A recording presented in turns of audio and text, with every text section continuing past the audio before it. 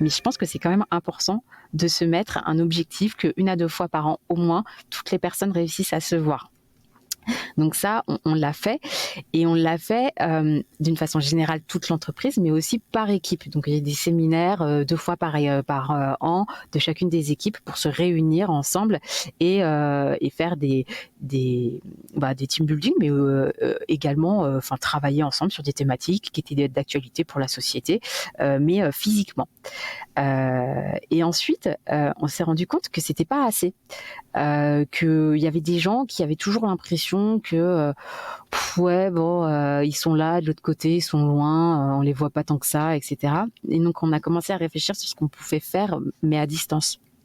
Et on a mis en place des instants de socialisation à distance. Alors, après le Covid, on a tous entendu parler des cafés, des after-work à distance, etc.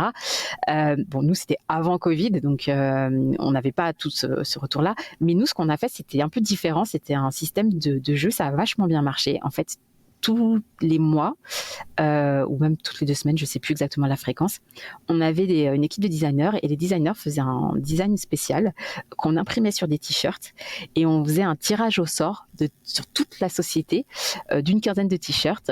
Et donc, on appelait ça le t-shirt contest. Et donc, à chaque fois, tout le monde se connectait. On présentait le nouveau design et là, il y avait toutes les personnes qui avaient gagné les différents les t-shirts qui étaient nommés et tout.